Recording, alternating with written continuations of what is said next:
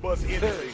They bust a great. Here. The highs and the lows. All right, Joe Burrow and the Bengals, they're trying so hard to start out strong against the Browns. Fourth quarter, under 10 minutes to play. Bengals up 17-6. Myles Garrett bullies the tackle to get the sack.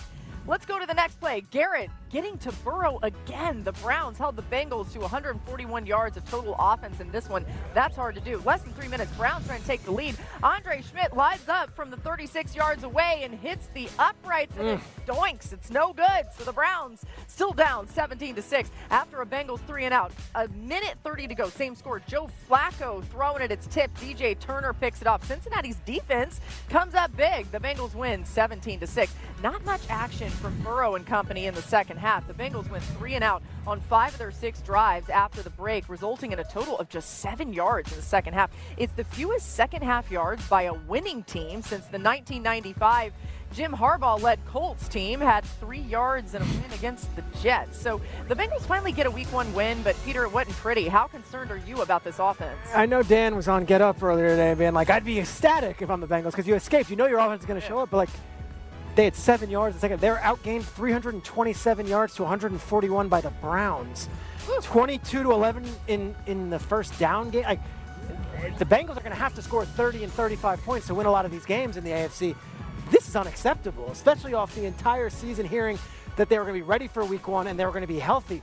Dan, I was very disappointed. Yeah, hell of a job that preseason did. They also, I know, they also made sure that they signed Jamar Chase and T. Higgins, so they've tried to shore up the offense. But, all right, let's go to Indy. You can comment on that later. Daniel Jones touchdown and ran into 4 touchdowns. He ended up being on Busted Up for RC. He picked up a win over the Dolphins in his Colts debut. Congrats to Daniel Jones. And here's more on it. The Colts scored on all 7 of their offensive possessions on Sunday. One of the toughest feats to accomplish in the NFL. As a matter of fact, there's been no team that's done it since 1978, and that's just how far back our stats team can take it. In the win, Danny Dimes became the first player in Colts history with 250 passing yards and 3 total touchdowns in their team debut. Dan, what did you see from Jones in that Colts offense? I thought Shane Steichen was fantastic yesterday, play calling wise. Number one, there was a big emphasis on protecting Daniel Jones and making sure there was a chip here or a double team with tight ends there. 2, the fact that they got Tyler Warren, their first round pick, involved early. First pass of the game, they run just a little bit of a naked to him and slip it. And they made sure that he was constantly in like Daniel Jones' visions, whether they were shallow crosses, check downs, sometimes taking a shot down the field. And then their 12 personnel, the 1 back 2 tight end stuff, I thought was very good, both for Daniel Jones, but also in their run game. Shane Steichen has gotten a lot of heat, but I really was impressed with how he called that game yesterday for Daniel, for the offensive line, and for their multitude of weapons. And good for DJ. It does make you wonder about Anthony Richardson if those performances. I'm not wondering about him right now if he keeps playing like that. Yeah. It's a sack and rolls right, finding Jake Tonjes in the end zone for the touchdown. First catch. Jake Tonjes. Coming into Sunday, 0 career receptions. 49ers take the 17-13 lead. Sam Darnold trying to answer on the next drive. And goodness gracious, what happened here, Mina? Nick Bosa said, the game is over, my friend. Yes, I'm Nick Bosa. The weird thing was, like, his elbow hit the football. It didn't look like he realized that he had lost it. I don't know. It wasn't good. Mina, how was San Francisco able to pull this one out? It was an up and down game from Brock Purdy. He had the turnover.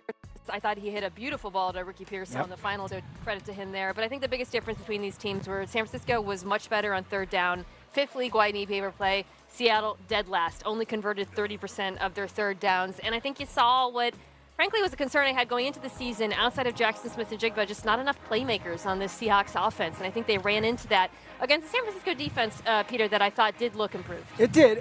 Seattle confuses me. They were 3-6 at home last year, Mina, and then they start off the season with a game that the old Seahawks would have won 9 out of 10 times. Like, they had their opportunities. Thought some play calling decisions at the end as far as, aggressive nature and what are we going to be. Yeah, look, they had a 3rd and 7. They go to Cup for 6 yards. You have 4th and 1, and they're like, let's kick a field goal and trust our defense. In the same division, the Rams were home against the Texans, and it was like 3rd and 8, let's go. And McVay gets the completion from Stafford to Nakua. So I feel like Seattle had a million opportunities here, and they just couldn't put them away while San Francisco made the plays when it mattered. All right, let's continue on with some more highlights. I want to get you guys' thoughts on this game between the Bucs and the Falcons. This was a wild game at the end. We'll get there in a minute, but how about Michael Penix and the Falcons getting ready to go. We picked this up under 3 minutes left in the game here. This is where the action really started. 4th and goal. Falcons down 17-13. Penix pump fake, sees some space up the middle, takes it in himself. The diving touchdown, Mina. The Space Jam. I didn't think he had it. The replay, and he never touched the ground. Really athletic play by Penix. Here's Baker Mayfield to Emeka Egbuka, the go-ahead touchdown. Peter, he is just money. He's awesome. Both players are awesome. Baker was a dog yesterday, and so was Egbuka, but this guy, Penix, did not go away. Yeah, finding Ray McLeod, who stays in bounds, gets pushed around out at the 50 there, and then the Falcons get in field goal range. Youngway Kuz set up for the 44-yard field goal to tie it. Kuz kick is no good. It goes wide right. So the Bucs sideline fired up because they win this one 23-20. Baker Mayfield had a great time throwing to the rookie and the vet, seeing a ton of success when targeting Mike Evans and Emeka Egbuka. He averaged nearly 8.5 yards per attempt when throwing their way, a number that would be a career high for Mayfield. However, that number dropped to just 2.7 when targeting the rest of the team. Again, Chris Godwin will be back at some point. But RC, what did you make of the Bucs comeback?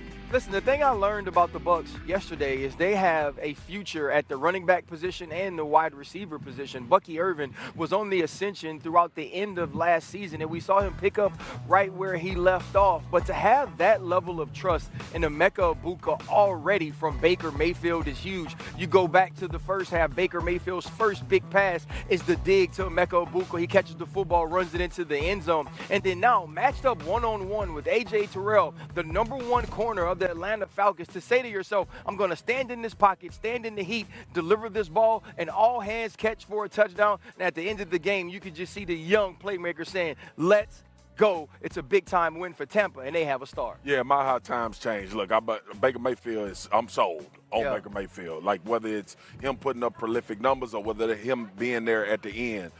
I'm going to the other side, though. I thought Michael Penix was very impressive in this game. His athleticism stood out to me. Obviously, coming out of college, talked about how many injuries he had and all of that, but his legs, his ability to throw out routes, not open to his right side. I thought he was phenomenal. And then to play a divisional game like this and give your team an opportunity to win or either go into overtime, I thought was really impressive from the young fella. And when you look at the Atlanta Falcons, like, we kind of got to judge them and Tampa on the same scale. You didn't walk away from this game saying one of these teams is marketably better than the other. And I thought that had a lot to do with Atlanta's quarterback and the way that he played. I thought he played amazing. I thought the way he finished around the goal line both times, right? He tried once to the left, didn't get in, and then we watched him get into the end zone. But it was also the way they utilized Bijan Robinson in the pass game, right? Starting early on in the game, the big catch and run, and continuing to get him involved while having Kyle Pitts show up as well. I thought that was huge for this Atlanta Falcons offense.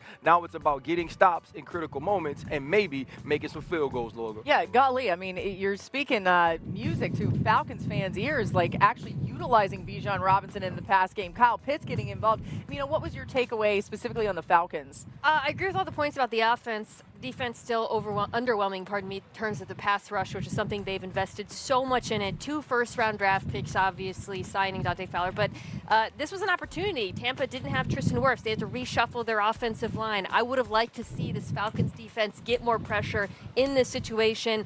Looked a lot like last year where they're really not able to gin up much with a 4-man rush. Yeah, and the defense, that's why they drafted 2 guys in the first round, so they traded a future first-round pick. You would have liked to see them make a stop when it matters. I'm just taken away by how Baker is just continually there when it matters and makes the play. We talk so much about those AFC quarterbacks in Allen and Lamar and Mahomes.